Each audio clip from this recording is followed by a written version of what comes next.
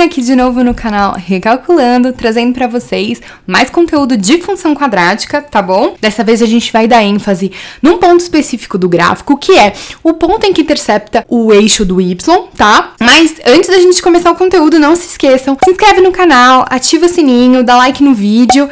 E, claro, ficou com alguma dúvida ou sugestões de vídeo? Comenta aqui embaixo pra mim. E compartilha com quem você sabe que precisa desse conteúdo. Obrigada e vamos para o conteúdo agora. Lembra na aula passada, que eu vou deixar linkada aqui a playlist pra vocês, que a gente falou que existem alguns pontos importantes para a nossa parábola ser construída. Eu falei pra vocês que eu ia dividir em aulas específicas para falar de cada ponto. Na aula de hoje, a gente vai falar o ponto em que a parábola intercepta o eixo do y, tá bom? Depois, numa futura aula, a gente vai falar dos zeros da função e, por fim, do vértice. Tá? Então, vamos. Considere a função quadrática cuja lei é f de x é igual a ax ao quadrado mais bx mais c. As coordenadas do ponto em que a parábola correspondente intercepta o eixo do y são justamente o 0 e o c. Observem aqui, a carinha da função afim não é ax ao quadrado mais bx mais c. O c, que é aquele número que não tem x, ele é o ponto que intercepta o eixo do y, tá bom? Junto com o 0, obviamente. Tá? Então, prestem atenção. Na definição, o que vocês têm que ter em mente? O 0,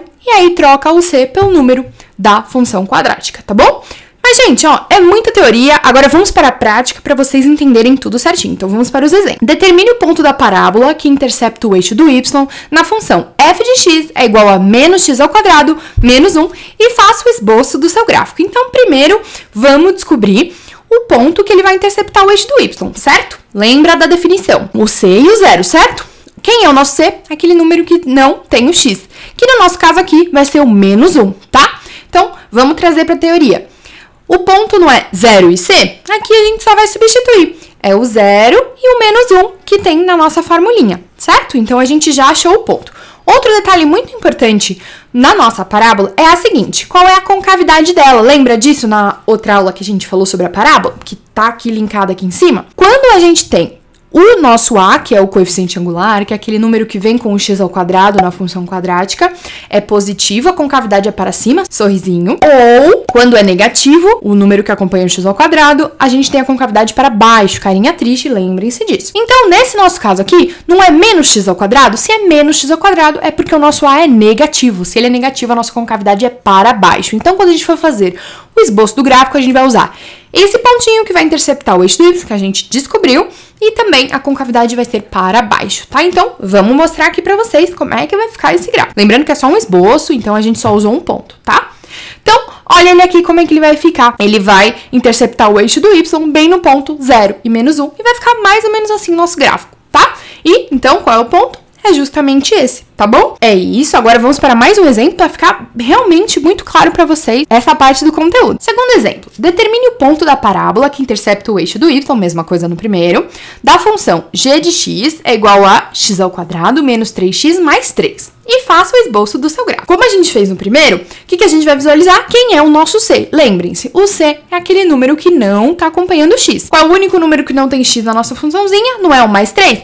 Então, é justamente ele que é o nosso c, tá? Lembrando que a função pode estar desorganizada, pode não vir nessa sequência, mas o que vocês têm que ter em mente é o número que não tem o x. Tá bom? Então, beleza. Então, vamos para a nossa definição. Puxa esse número, é 0 e o c é 0. E quem é o c? É o nosso 3. Então, esse é o nosso ponto que intercepta o eixo do y, 0 e 3. Notem uma coisa. Tá vendo que o nosso a, que é o número que acompanha o x ao quadrado, tá positivo, então a nossa concavidade é para cima, tá bom? Então, olha o esbocinho do nosso gráfico, que vai ter esse pontinho e a concavidade para cima aparecendo aqui. Olha como é que ele é. Claro, se a gente estivesse realmente construindo o gráfico, a gente colocaria os pontos dele, a gente colocaria os zeros da função, caso tivesse, a gente colocaria também o vértice e tudo mais, mas a gente só tá fazendo um esbocinho mesmo. Lembrando, gente, esse esboço eu fiz no GeoGebra, que eu já fiz uma playlist muito legal dessa ferramenta, que eu vou deixar linkada aqui em cima pra vocês.